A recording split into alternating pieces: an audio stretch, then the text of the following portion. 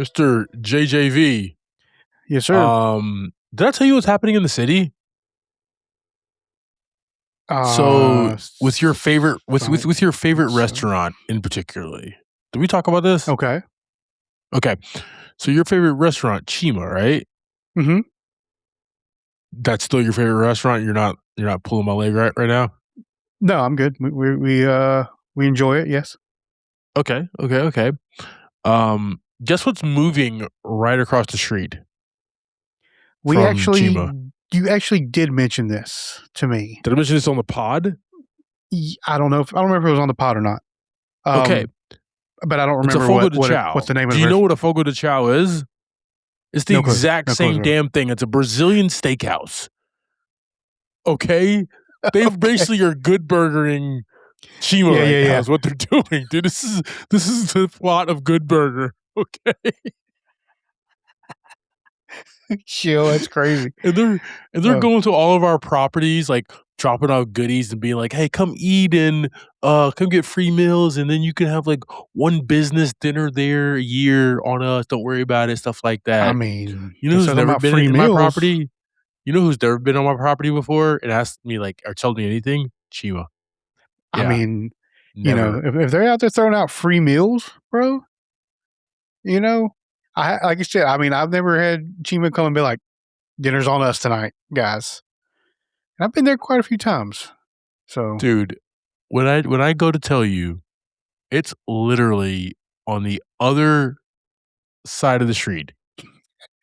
like the people that are sitting like at the bar, like the second story bar, just look over and there's other people on the second story bar across the street. Yeah, Is that what's happening? Yeah, exactly. Exactly. Okay. Why is there two Brazilian steakhouses that close together? That is wild work. Just trying to take over territory. It goes to say, I'm going to need to buy another wheelchair because I'm definitely going, okay?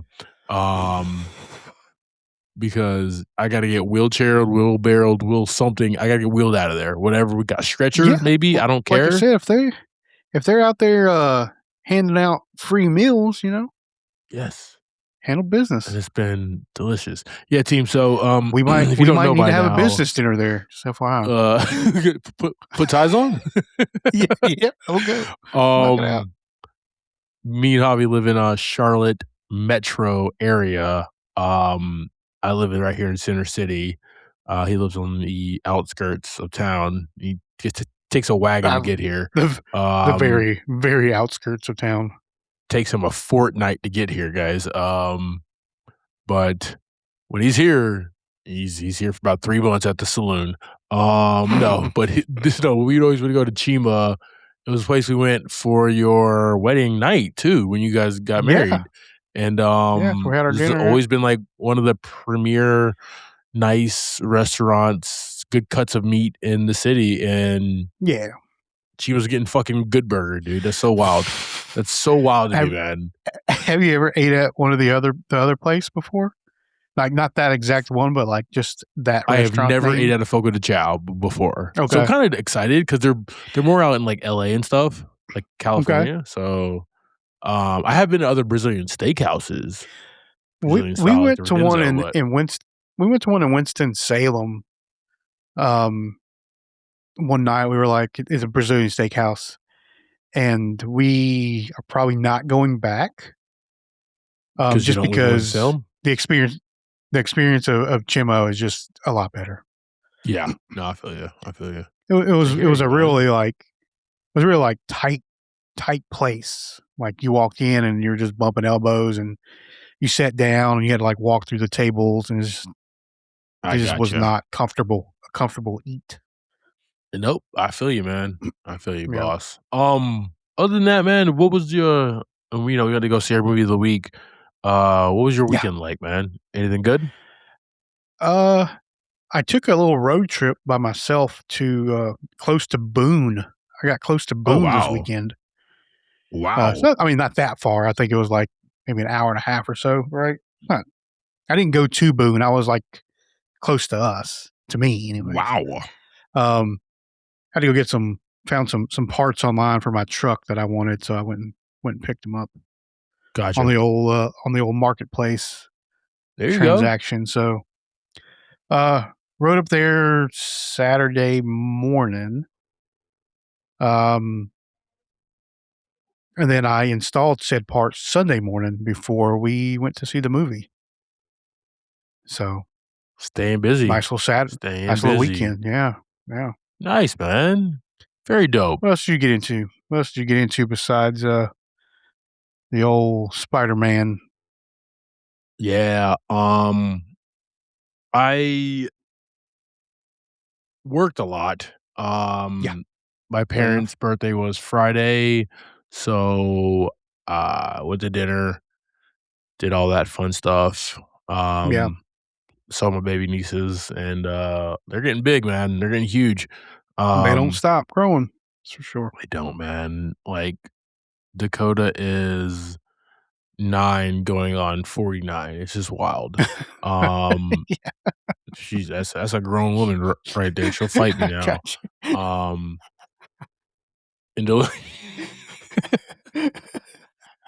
And Delaney's a little fireball, man. She is she would be the sidekick with Daredevil because she's the girl without fear. She literally will jump on, flip off, do anything. Let's go. Like just doing it all. So just crazy, wild fun. But then I also pets sat this weekend for a buddy of mine and his wife who were come back from Hawaii is where they're from. Okay. I'm reading a thing that says Hollywood right there in my face. So pets at a cat and a dog. Scooped poop cat litter. Oh my god, I don't enjoy that at all. That's not how we had a conversation not too long ago about that. So that is actually fantastic that happened to you. It's really not. It's she was like, I was like, hey, to me it's hilarious. I was like, Emily, I don't scoop cat poop. Like I don't do it. She goes, right. Well, you're our sitter, so you got to do it all. I'm like, God, dang it. Okay, so how about I just throw the whole thing out? I'll buy you a new litter box. Just every time you buy a new litter box, or every 3 days, boxes lined up in their garage. Choose which one you want to use, bro. You have 17 now. Okay. Yep. No, man. But other than that, I did work a lot. My buddy Chris, he had his birthday. He turned 40. So he had a little gathering Saturday night. But other than that, man, got that right around the corner. Dude, don't even talk about it, man. That is creeping up on us, sir. Yes, sir. I feel my back's giving out right now as we talk about it, man. It hurts. Mine hurts so bad right now. I'm actually gonna go to sleep right after this, man. Just get on my heating pad all night. So yeah, so saying we had such a late movie this week. At 4 p.m., guys. You had me out at all hours of the night. I got out at all hours, 4 p.m. I think I got home at like 7:30. It was like 4 o'clock. Yeah, it was probably about 7:30. I think when I got home, that was crazy. I sent you like a screenshot of like the ticket with the time, and you were like, "I'm gonna have to take drink a coffee or something before I come, dude." It's late. Dude. It's like, just to stay awake. The middle of the night, dude. It's awesome. We're old men now. Yes, sir. Yes, sir.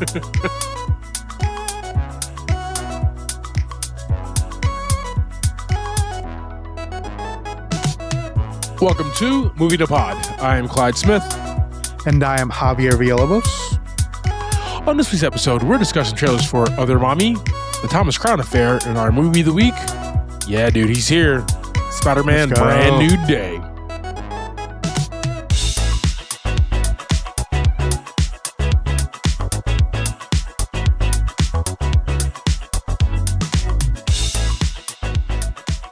All right.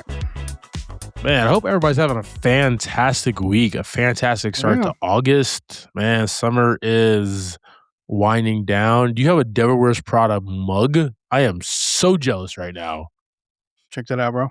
That is fire, dude. With the coffee cup that says Miranda. Look at the side. It says, is there any reason my coffee is not here? Is there some reason my coffee isn't here? I love it. I love it. For a man who does not drink coffee, you got a lot of coffee memorabilia going on right there. Yeah.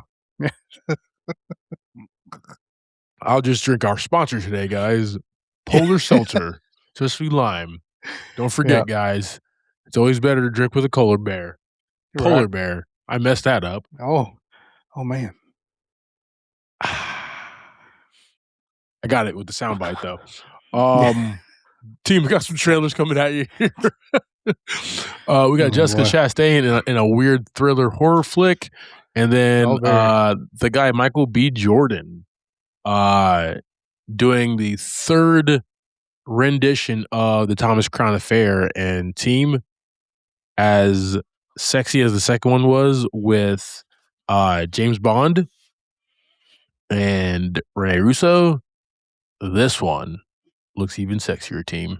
Oh yeah. You can join us and watch us and see all of our clips and our breakdown of these trailers, our full pod reaction on everything, and just our beautiful faces on our YouTube page, team. Click wherever you're listening to this pod, click the link tree in the show notes, and like, share, subscribe to all of our stuff, and we appreciate your support, guys. We're out here. Hey, sweetie. You're home. I had a lunch break. I thought I'd come home and eat with you. Aww. Where's Dad? He fell asleep in the office. I'll go get him. Let him sleep. He needs his rest. Aw, this is so sweet.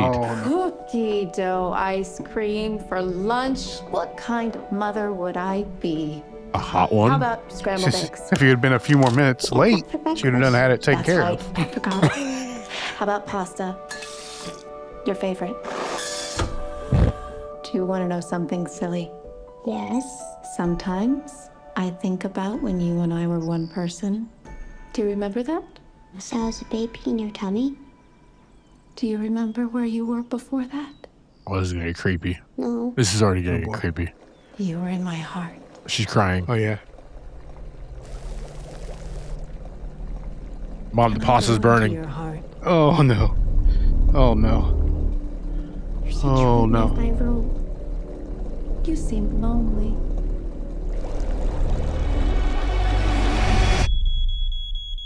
Nope. Whoa. Not good. What were you cooking? Bella? You need a grown-up to help keep you... No, hell no. No, hell no.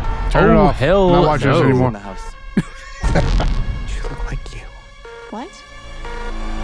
She's even hot with glasses. Don't be scared, Mommy. She's nice. How is she so hot with Sometimes glasses? she's there, sometimes she's not. Is it really you? Oh Are no. you tricking me? What? Oh gosh. Yeah, the Pops is gonna die. So Bella. I don't know. This is like Hey. imaginary friend stuff, or what's going on here? This is crazy. It's me. I'm Mom.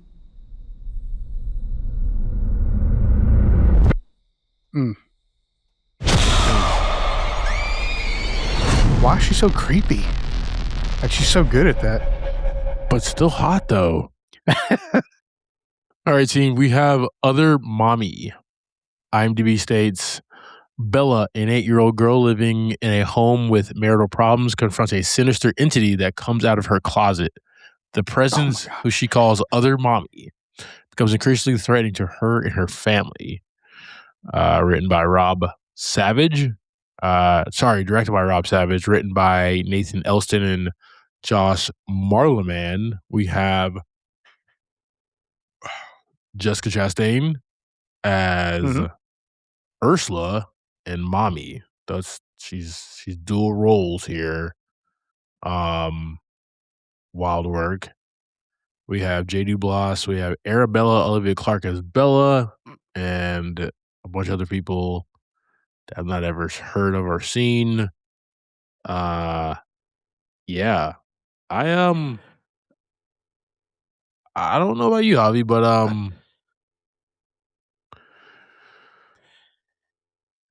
I never thought Jessica Chastain would do a horror film or something like this, where she's like the scary person The entity horror. thing. Yeah. Yeah. But I'm kind of, I mean, Yeah. So I guess we're like looking it. at some sort of demon situation. Or is this Sure. like little monsters? I wonder if this is like that movie This Little Monsters. Like this doesn't come across as little mon. These guys are not sweet.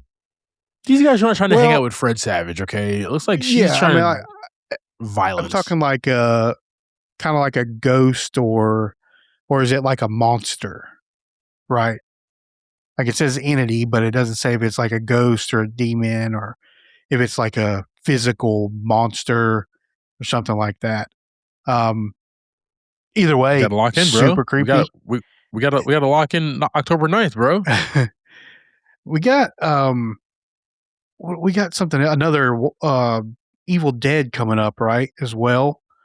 Dude, they are going, yeah, and they're actually all really good. Yeah, and then we got this coming up, and that like not like this is like creepy actor stuff, right? Like not necessarily monsters and a lot of prosthetics and a lot of stuff like that. You just have Jessica Chastain just being creepy, like just standing there. Yeah. And those are the ones that are the worst, honestly. I agree, man. Like that type of horror is like where you take somebody who is so naturally just like beautiful and always like charming when you see her on screen and the different things that she's always done, and then you put her in this type of scenario and it's just really scary, and she's gonna be both her being there, and it's like, which one? Now it's obviously she's gonna be the nice one and the entity as well. So when she's in the glasses, she's real mommy. When she's not in the glasses, she's other mommy. And okay, I didn't pick up on that. But you can't really even tell the trailer, right? Because she could have been lying. I don't know. I'm just saying. Yeah. But it's Jessica Chastain. She's one of the best in the business. I'm definitely pulling up for this film. I'm going to be turned on and scared at the same exact time, which I don't know. Could be a deadly combination, bro. We'll see, guys. Might be a new chapter in your life. I don't know what's going to happen. Life changing. Might be life changing. Can't wait to see the other mommy popcorn bucket. You know what I mean? Team, we're going to throw this on our socials and let us know what you think about other mommy. All right. Let's go. Love that bow tie. That's good in a suit, yeah. Give me a bow tie. I've been taking risks my entire life. But last night, it was different. Batman? Okay. I felt alive. Okay. Grappling hook. All right. Just my heart was racing. keep one in your chest pocket or your jacket?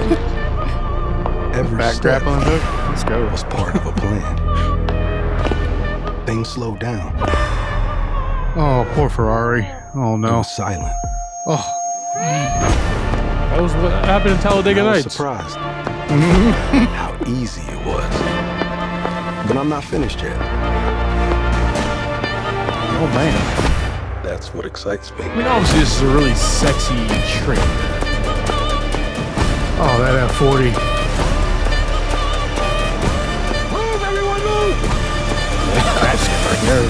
I just had to come over and introduce myself. Thomas Crown. I know exactly who you are. Clearly, Black Batman. Right? He's like, Clearly. no, I'm not. Clearly. I'm just Batman. If you don't jump, You don't need to put black in front of it.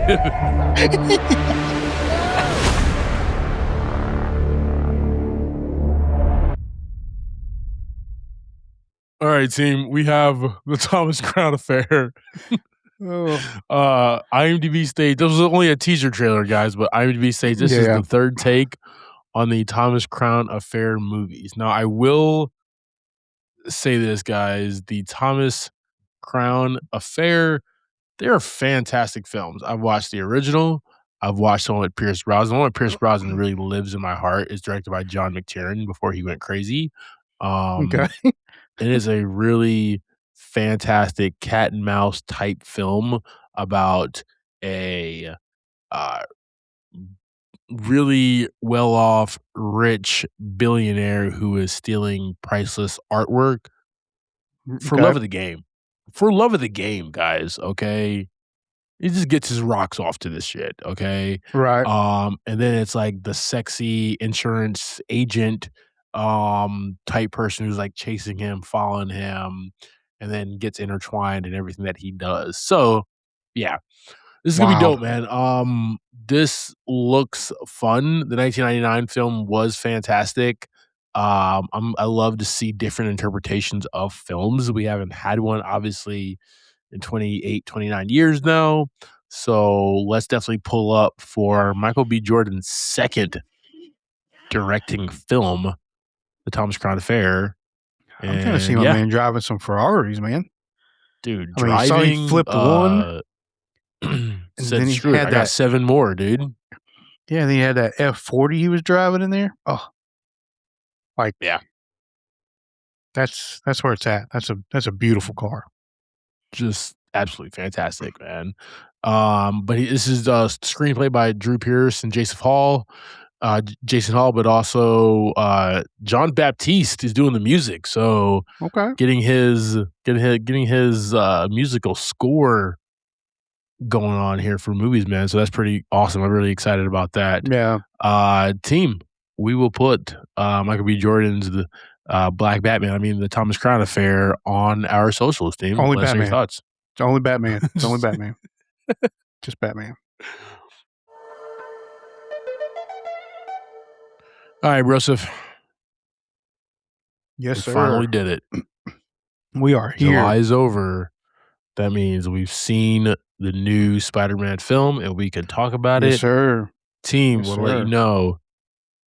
Spoilers ahead. Okay? Yes. Heavy spoilers. We're going to tell you everything, okay? We're going to tell you that Bruce Willis was dead the entire film, okay? I'm sorry. The whole time. It was crazy. Okay? If you didn't know that happened in this film, fast forward now to the end so you know what movie we're watching next week. Yeah, dude. So we got Spider-Man Brand New Day. This one was released July 31st, 2026, directed by Destin Daniel Cretton and written by Chris McKenna and Eric Summers. We have a $225 million budget, and as of, what time is it? 8:39 p.m., and it would go away to where I can't see it. It is a $942 million box office gross so far. Starting this, we have Tom Holland as Peter Parker, Zendaya as Michelle Jones-Watson, Sadie Sink as Jean Grey, which I think is the biggest spoiler out of the whole thing. Jacob Batalon as Ned Leeds, John Bernthal as Frank Castle, Florence Pugh as Yelena Belova, Shmuel Choman as William Bill Metzger, Marissa Tomei as May Parker, and we see Mark Ruffalo as Bruce Banner and the Hulk. And some pretty solid cameos, too, through this whole deal. Yes, we did. All right, brother. Go ahead and give us a quick synopsis of this film. We are placed 4 years after Doctor Strange's spell made everyone forget Peter Parker existed. Spidey's been busy protecting New York, but ends up in the middle of a battle with a telepath that is after something very specific in the hands of the Department of Damage Control. Yes, sir. All right, man. So, obviously, the man, the myth, the living legend, the guy that we always keep on pulling up to the theater to see, Peter Parker, Spider-Man. We got Tom Holland. Just like 2 weeks ago. Solo film, dude. Fourth solo film, dude. That has, we need to see him in the Odyssey.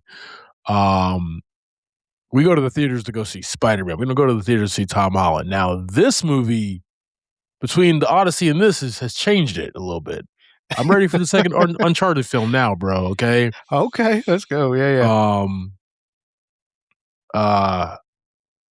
Yeah, dude. We have Peter Parker, man. He's after the events of what happened with the changing of the spell with like Doctor Strange and nobody remembering him and his Yeah.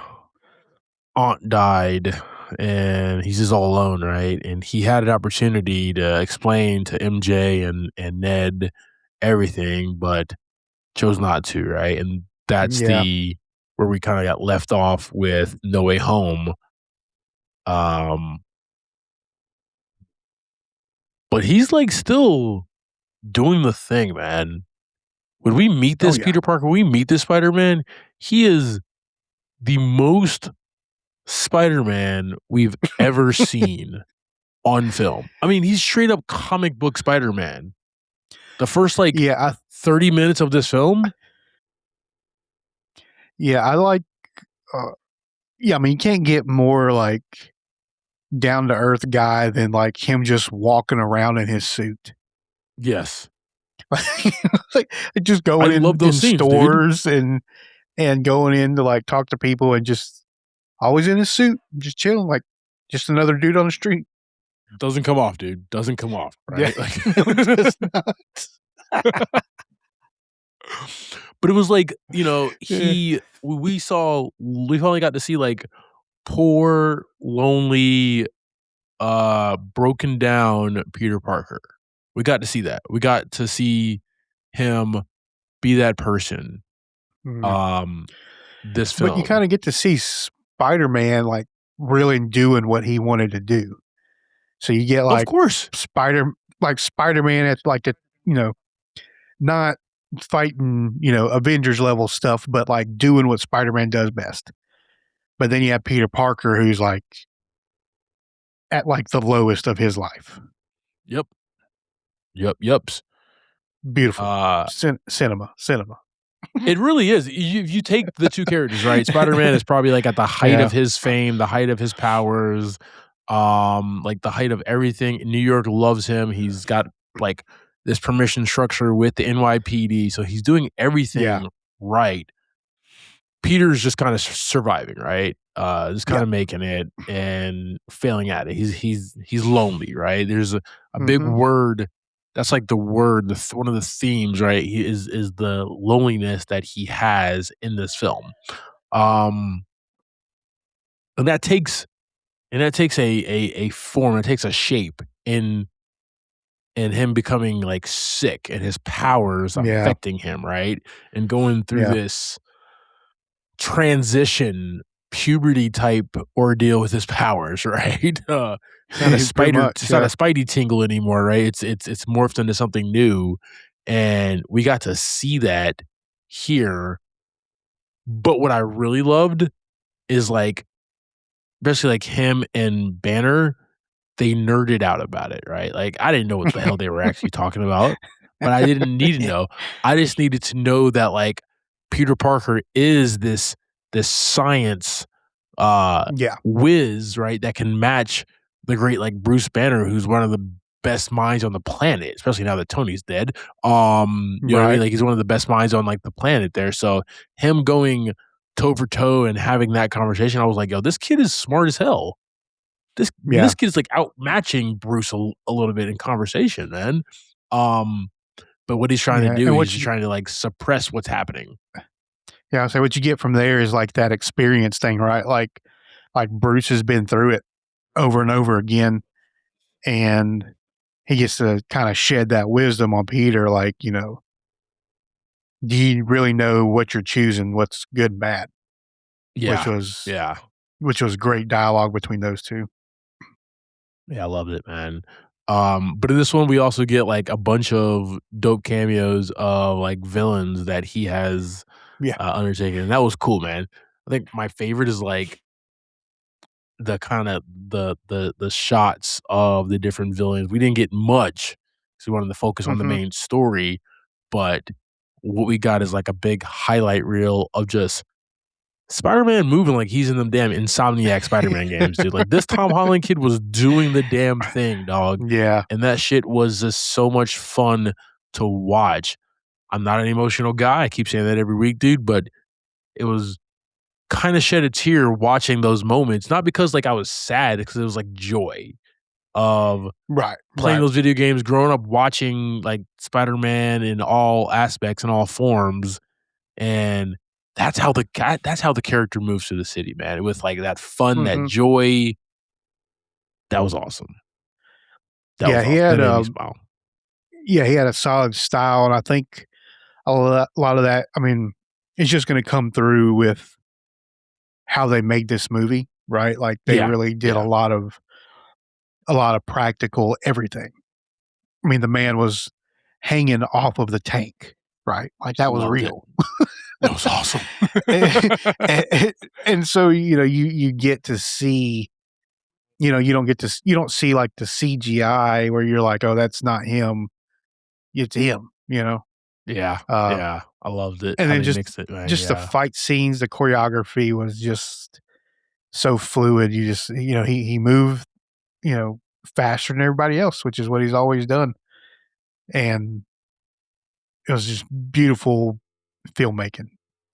This Peter Parker Spider-Man's not a kid anymore. He's like full-fledged adult, going through life, journey into adulthood, and you can see that by the way that he takes up the mantle. There's little fear in his heart anymore, if any. Yeah. He just goes and does cool it, man. Too is like hero time. I love it. Yeah, I mean that's just Tom Holland too. Like, well, I mean he was what was he like 17 when he started? Right? Is that how old he was? Ooh, or was he a little older than that? Yeah, something like that.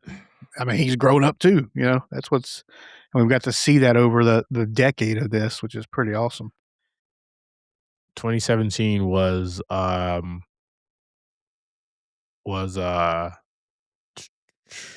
Civil War.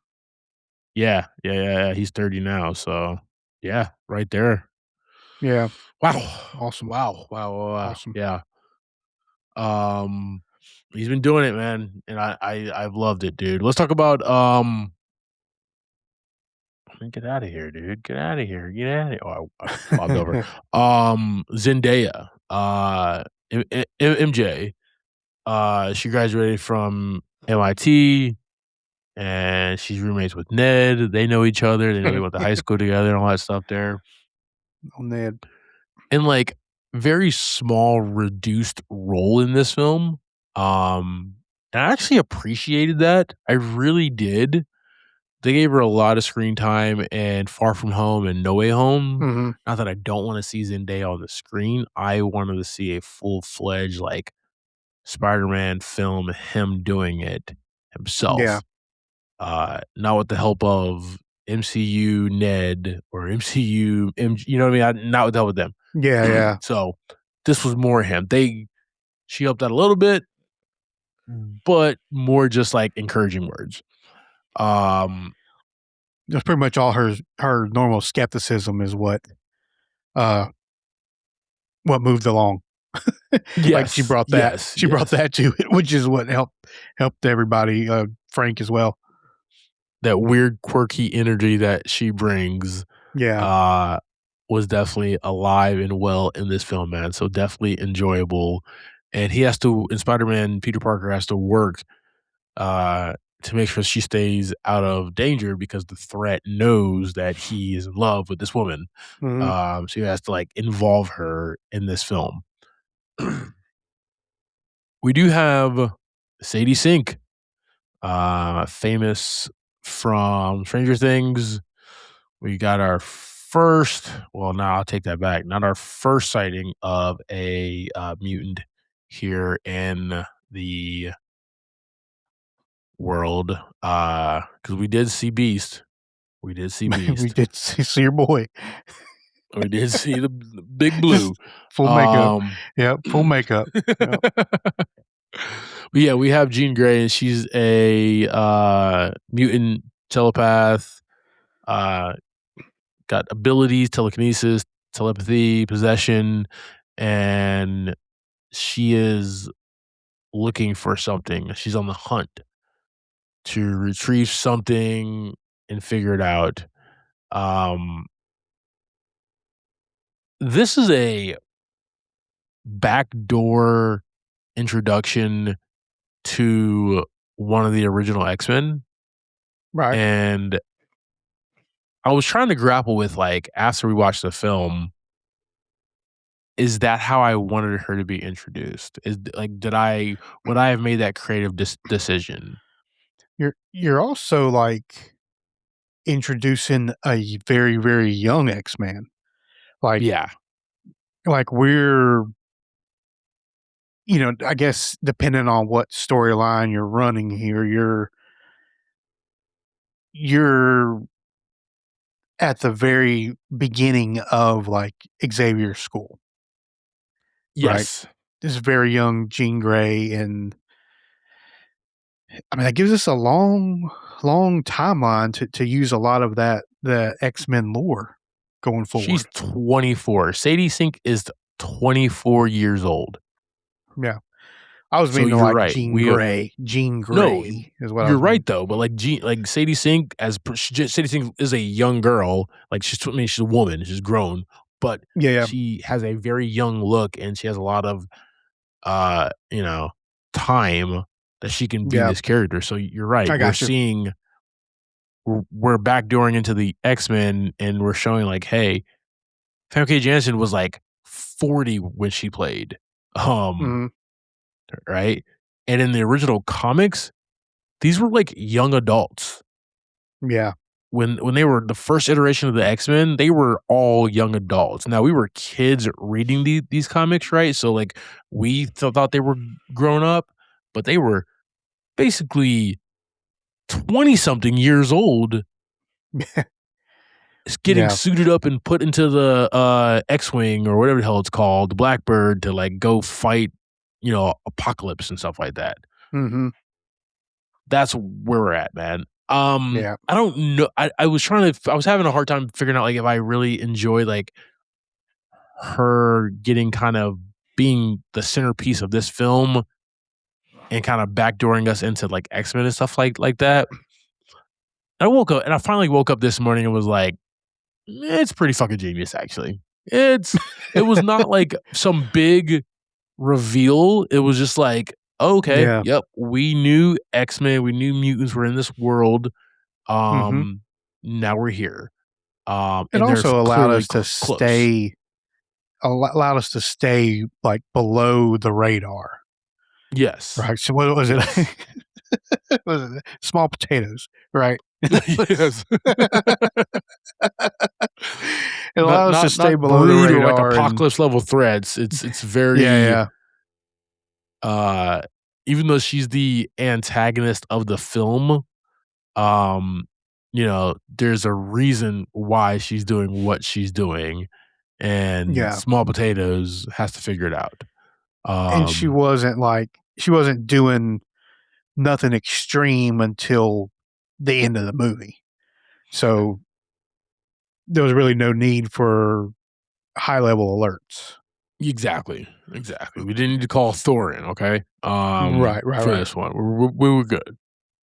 Him and the Hammer can stay playing Call of Duty or whatever the hell he's doing. Nuke Master can get beat again. We got Jacob Passalan as Ned again, and once again, reduced role, and I appreciate that. But the whole point of him seeing MJ, him interacting with MJ, him seeing Ned, interacting with Ned, is for him to feel something again, right? He decided this. He made this decision. He's lonely. He wants to get close to them. He knows they even see his face. They don't know who he is. So that was just cool to see, like, more of a grown-up Ned and him, like, flirting with girls, and then him, like... Oh, my man was wearing, like, leather jackets and stuff. He was chilling, dude. He was chilling. Yeah, Ned Leeds was the man in New York, dog. It was wild. Yeah, man, it was cool. And like the best thing, like he created the Spidey tracker, so that was like, he's like tracking Spider-Man like where he is. Not that he wants to like unmask him or anything, but just so he knows, right? For him, because he's a fan. He also remember. They also remember, which I thought was cool. That they remember Spider-Man saved them. They just don't know it was Peter Parker, and they don't know who Peter Parker is. Yeah, yeah. So there's some interesting caveats there. I like their interaction when he first like shows up and meets Ned. Yeah, and they're all standing near Ned's like bored about him. That was some good physical comedy from Jacob. Yeah. Just like the looking around like, oh God, we're really in here with him and my boards are like right here behind us. His first words are like, I'm not a creep. It's good comedic timing, man. I love it. Yeah. All right, guys. What this movie really should have been called, this movie should have been called Punisher Side Quest, okay?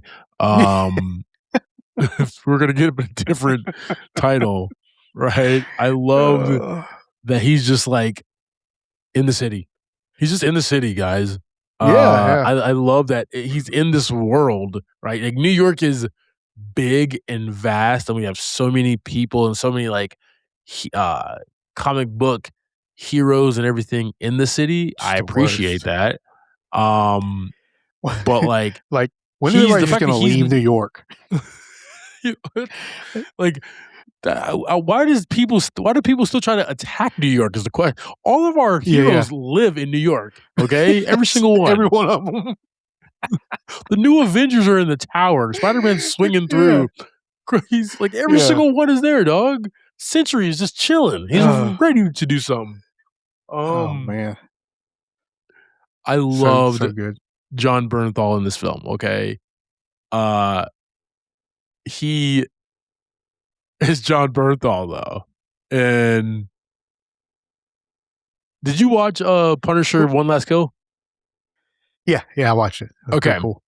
It was really good. It was like an hour long. Really good. Disney Plus, like that TV special that they did. But it took him from being in that sad, psychotic state to being like, I need to be like, it was, you know what it reminded me of? It reminded me of this. The Batman, R-Pats, right? He was vengeance. Mm-hmm. And he's like, I can't do this anymore. I can't be vengeance. I have to be like a symbol of hope, right? Of like doing good for the world, for my city or whatever, right? And that's almost what Punisher One Last Kill was, because outside of One Last Kill, we get this Frank Castle that's now in Brand New Day. So we have our MCU Frank Castle, and he's great. And we also get like his second red costume friend, right? So like his partnership with Daredevil is like completely chaotic, right? Like it's nothing but fighting. Every time they meet, it's just fighting about something. They want to beat each other up or yell at each other, cussing each other out. Yeah, and then we get him and Spidey, and it's like, you know, best friends forever. Kind of the two best friends, like who just argue all the time. You know what I mean? Like that's it's so good. It's like so good. It's like and like you grew up in between us, right? It was like me and Huffy. Yeah, every single time we interacted, we have to argue and fight about something about who is right. You know what I mean? That's exactly what this dichotomy, that's this like friendship is. I love it. And and it just happened several times, and it's like they both have good points. So there's like no real win to the argument. But man. You know who shows up to fight the Hulk? The Punisher with the machine gun. The machine gun who was tickling the Hulk, right? Oh, great, Frank. We'll just tickle him some more. Dude, this movie was just totally like so good, man. Like the tone was all over the place, you know what I mean? But like in the best way possible, right? It made you feel everything. And there were scenes where you really feel the warmth of Frank. You feel like him also like bringing the pain, right? Bringing that like Punisher energy, stuff like that. But also he's gonna do things his own damn way. He's gonna protect this damn city at all costs. He don't give a damn. He gonna figure it out.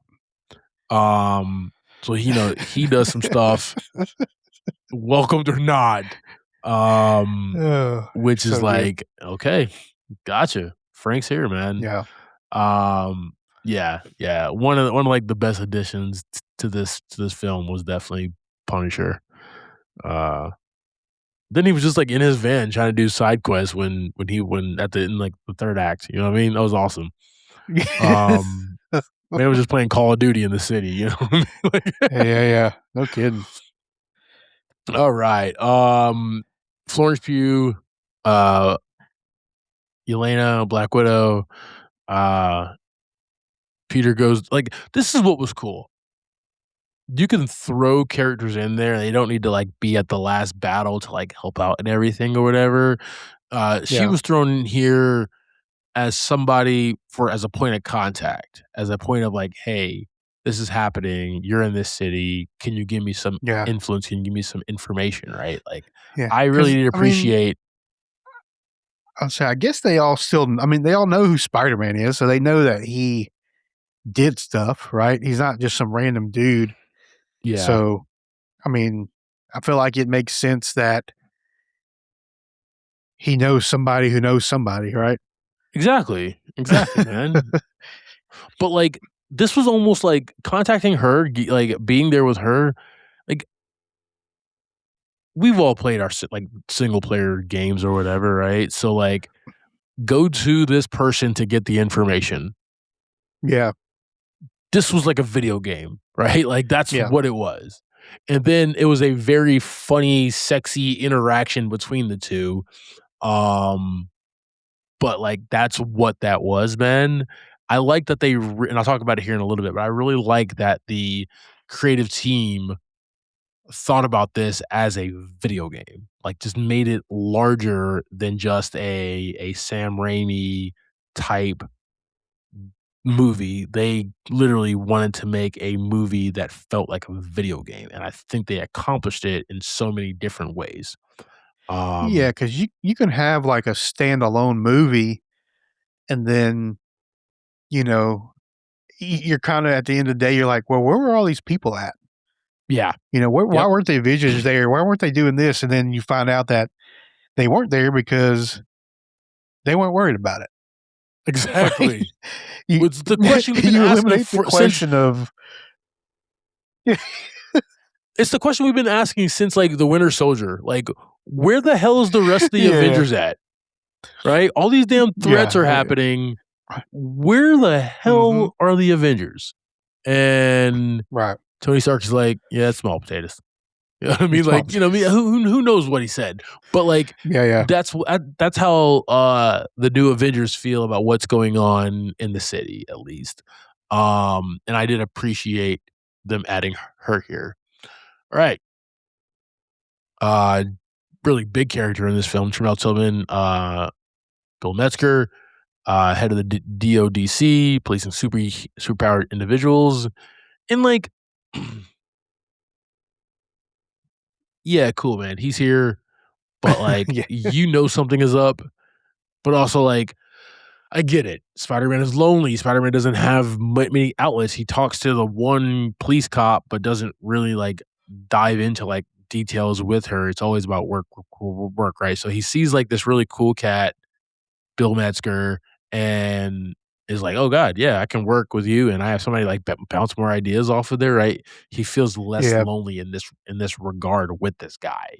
Because like Terrell Tillman, good looking dude, nice smile, has that really soft voice, and it's like Spider-Man, you can tell like he feels like, oh yeah, I can trust this guy. So but there's always an ulterior motive, always something. Damn it.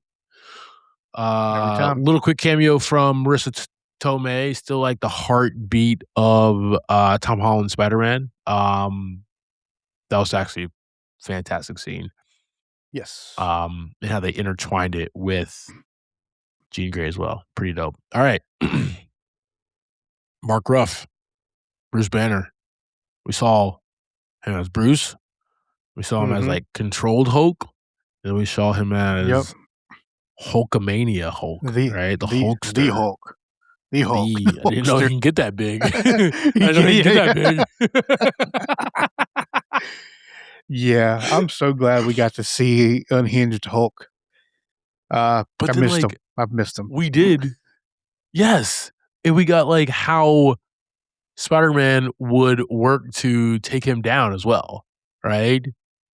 You know how we were just talking about a few weeks ago when we did The Amazing Spider-Man, how he, Andrew Garfield Spider-Man was working to take down the Lizard, right? And he's being more like thought-provoking of trying to like web him up and everything. I feel like they took a page out of that, right? Type. There's still a man in here. There's still a scientist. There's sure somebody that I still appreciate here. We take him down. I'm not trying to like beat him up. Only because I think Spider-Man, if he embraces his powers, he might have to.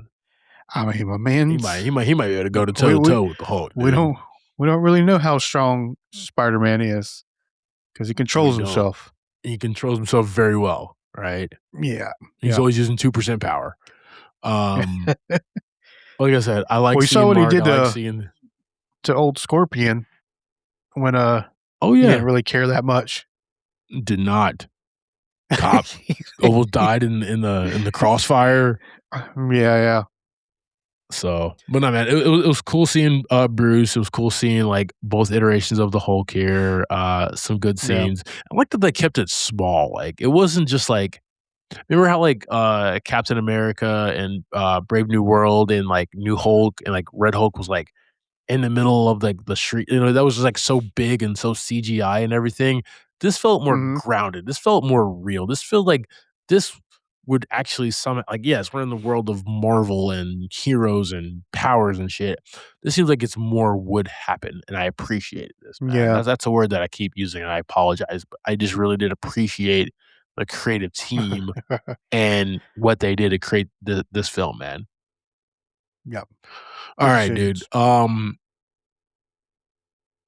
One thing that like I didn't like about the one thing I've seen all three of the Home movies, right? So Homecoming, Far From Home, and then No Way Home is they really didn't take place in New York. And they go to school in New York. Homecoming was like they went to DC, right? Yeah. He saved the day at the Washington Monument at one point in time. They saved Lincoln, excuse me. Or Washington. No, yeah, that's the Washington, excuse me. They were in the suburbs, right? They were he was on a plane and took that down and was like on the ferry Staten Island for a or little something bit. like that. Yeah, you know what I mean? Like Far From Home, dude was in a different country the entire movie. Like what? You're Spider-Man. What are we doing here? Yeah, night monkey. Or the night monkey, whatever. Yeah. All three of the other than like the finale of No Way Home, which takes place on like Statue of Liberty Island, like nothing felt like New York ever in those three movies. This one, fair. We are seeped, man. We are in NYC. Unfortunately, and everybody knows it, not filmed in New York because it's too damn expensive. But they made us feel like we are in a big metropolitan city of New York, man. And I really dig that. Yeah, I saw where Tom was talking about, like, he's like, yeah, if you film in New York, people just walk up to you. Yeah, you're trying to film a scene, somebody's walking about, hey, let me get a picture. He's like, you can't get nothing done that way. And like, I hate it. I hate it, right? Like, I love when movies are filmed in New York, right? In Chicago, right? Like on set, like where they're actually supposed to be taking place, but also understand how difficult it is. Yes, people in New York, they're like the whole move like how Jean Grey was like moving through people or whatever, like bouncing people, Mhm. somebody would be like, I ain't bouncing, and just mess up their shot, right? Like, you know what I mean? Like, it would be something like that. Well, they Because also they're were not really a driving part a of the tank shot. down the street. Can't Yeah, that really would've drive been a tank down difficult. the street in New York with all those people walking around trying to get to Yeah, work. that'd be difficult, man. Frank, you know, Yeah, just like definitely. with his pistol out in New York, man, that'd be a little difficult to film, you know what I mean? Going on side quests and shit. I like how he's just like, you know, when they first meet each other during that thing, and he's like, Frank, just go home. Why are you here? What are you doing here, Frank? Solid friendship. Yes. Oh man. But yeah, I really did like enjoy the look and the feel of this film, man. For me, I'll talk about it in my wrap up as well. All right. This is just a gorgeous lived in film, Yeah. man. Like, this is everything about this film. The choices of like the director, the writing team, the cinematography, um, everything about this film felt like as a refresh for Tom Holland Spider-Man. Like, this is a Yeah, brand new day for Tom Holland Spider-Man. Hey, said it. I said the thing. Yeah. I enjoyed, like, that same kind of vibe, right? Like I said, just him kinda wandering around doing stuff. But, you know, he's also, like, building tech Yeah. in his little apartment too, right? Yep. Like, he's not just out on the streets wandering, doing stuff. He's like he is pushing science to the limit with his little 3D printer on his desk. With his, uh, I forget what they call it, the inhibitor. You know, he's fabbing that Yes. kind of stuff. He's fabbing, uh, new web shooters, which the web grenades he had were dope. One of my favorite things he had. So badass, dude. So Straight out he's of got like a the lot going Insomniac on. games, dude. Yeah, he's got a lot going on aside from just Spider-Man-ing around. Yeah. We have probably, man, Michael Giacchino's best work right here Beautiful. as the composer. Right. What didn't, like, what heartbeat of this film did not sound good? Like, So good. I'll definitely wait. I will definitely Yeah, it wait, was man. so good. Because I loved what he did in Homecoming. I love what he did in Far From Home. I love what he did in No Way Home. But what he did in this, man, is that he gave the score in a more of an adult feel, because we were dealing with adults and we're Yeah. dealing with a young adult Spider-Man, And that was Peter Parker, that and was what he's the going through, that was the man. vibe of the whole movie, though, for me. Yeah. Like, the whole vibe was, like, just different in a good way. Yeah, like somebody posted online, they were talking about, like, how Spider-Man was moving, and then, like, the director was John Watts of the first 3 films, and the person commented, Mhm. like, "What the fuck was John Watts doing, man, with this dude?" Like, he's just, like, ruined, and we love those films, don't get me wrong. Those were like,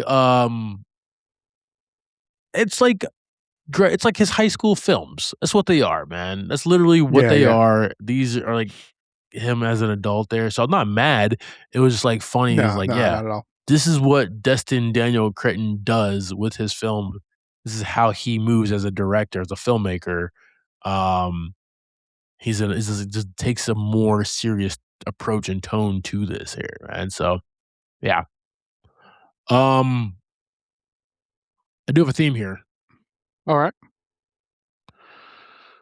Even though life changes and possibly mistakes are made in life, life is not healthy to go through alone. For me, man, and I talked about it a little bit at the top, as beautiful of a movie we got, as funny and fun and exciting and heartwarming, we got this, man.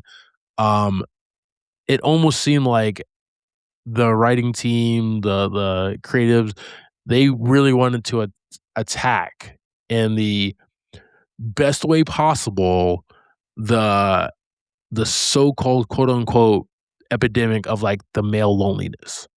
The effects of a young man, right? We can't just go put our head down and go through life and play video games or just go to work and come back home and sit in front of the television and stuff like that.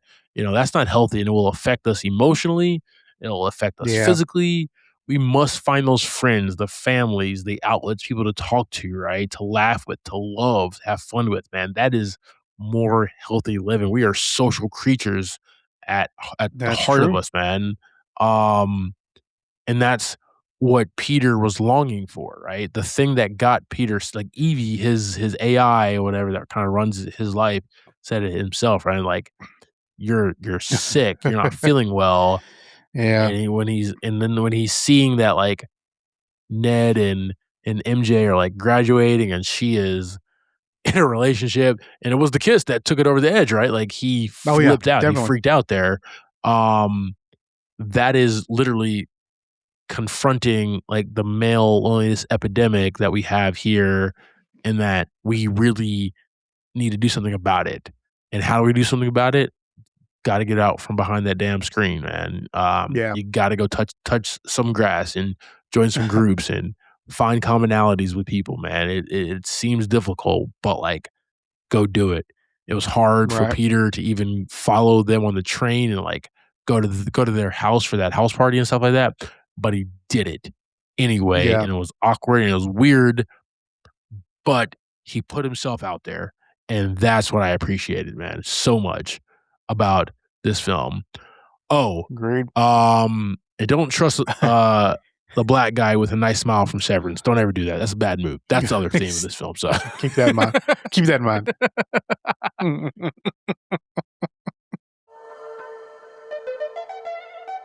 JV, I'm going to ask you a really dumb question here, man. All right.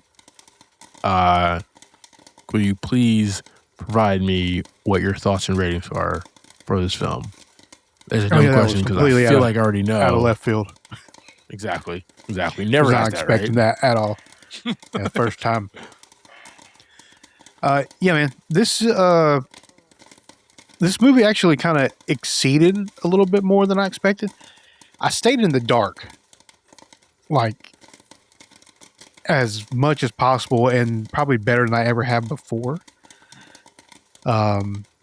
Just trying to avoid anything I could.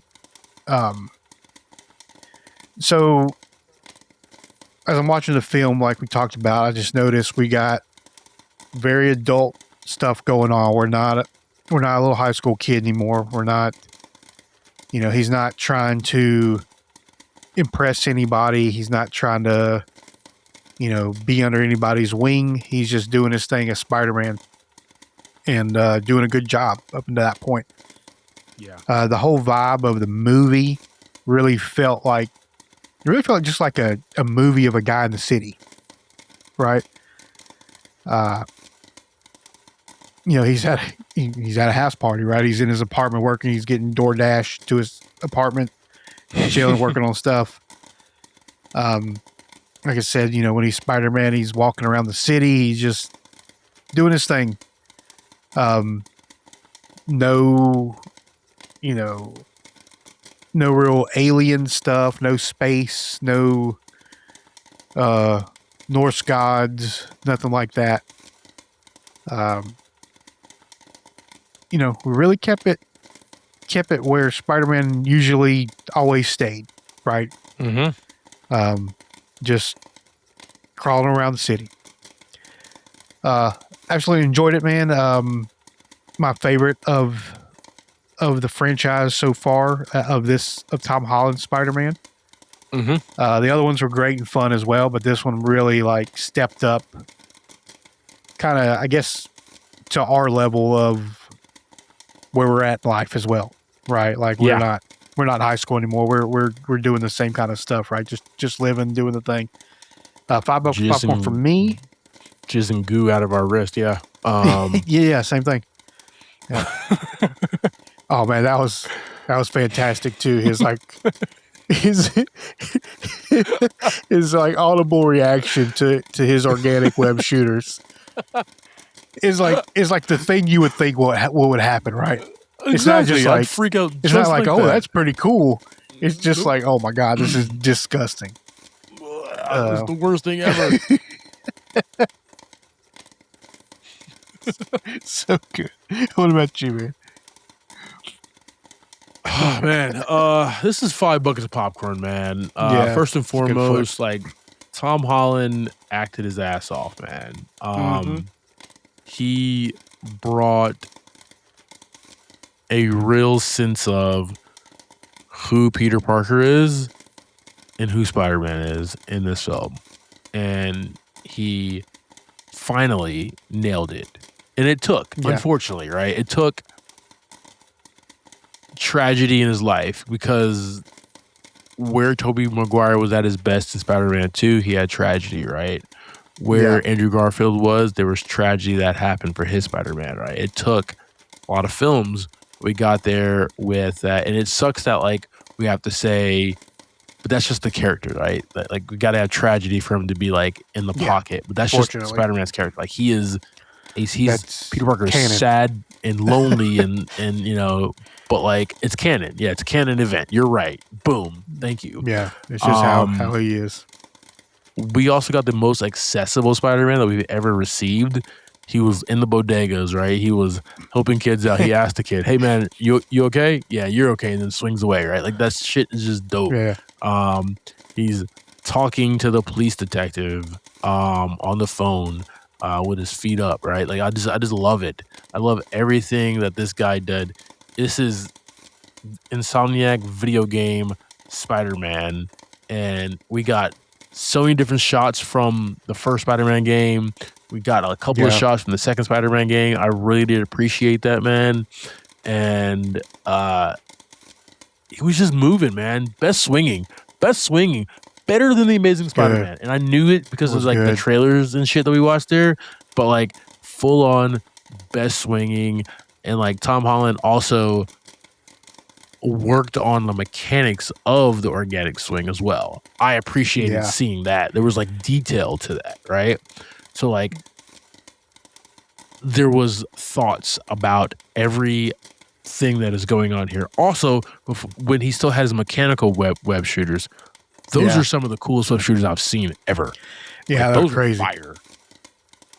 Yeah, because like that's what I was saying, practical. Like the grenades and like, bombs. That shit was that's straight up out of the comics. Like you think, how the hell do you have like 6 or 7 different types of like web type ordeal to like take people down, man? And like we finally saw it, man. So they brought the game to life and then created a dope story around it, man. Best fighting, swinging, and has the most heart of any Spider-Man film, man. As much as I love The Amazing Spider-Man and parts of The Amazing Spider-Man 2, and then Spider-Man 2, Tobey Maguire second out, and like this had the most heart in the film, where you felt every tug you felt that he was going through, man, because you were seeing everything through his eyes. So I did appreciate it. Yeah, and I kind of felt like that, like with Tobey and Andrews, they were always they were never really like high school movies. Yeah, like to me, it was almost like it was more like college movies to me, is what it felt like. And with Tom, we really got the high school movies, right?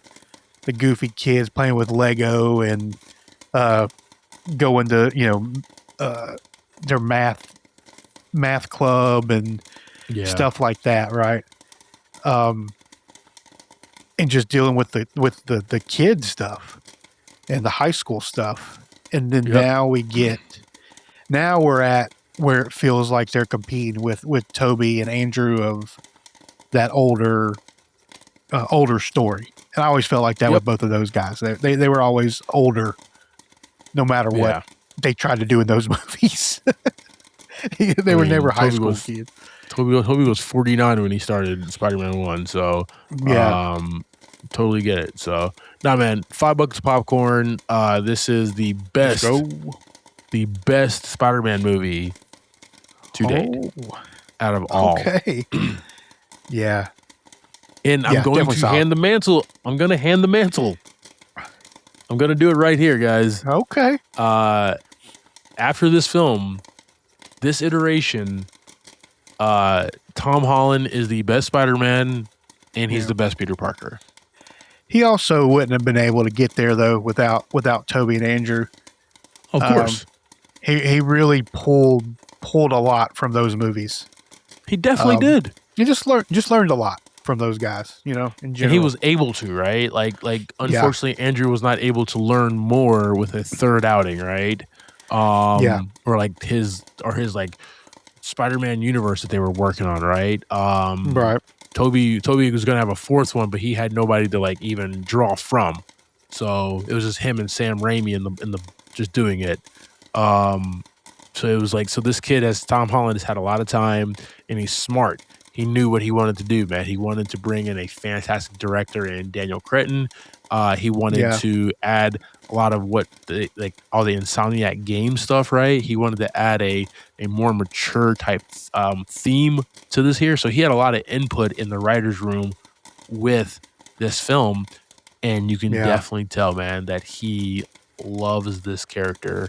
He just locked in, bro. We have Hugh Jackman until he's 97 years old. Bro, you're playing Spider-Man until you're 99, dude, okay? Stay healthy, dog. Stretch some more, okay? $5 of popcorn, guys. I'm sorry, I'm going way overboard. Thank you for subscribing to this week's episode, Talking Through Spider-Man. Brand new day. Next week, we'll be discussing Super Troopers 3. That'll be showing in a theater near you. Like always, I am Clyde Smith. You can find me across all socials. I am Clyde D. Smith. I am Javier Villalobos. You can find me across all socials at Mr. J8200. Oh, thanks, guys. Appreciate it. I'm Spider-Man. All right, that is going to be the thumbnail.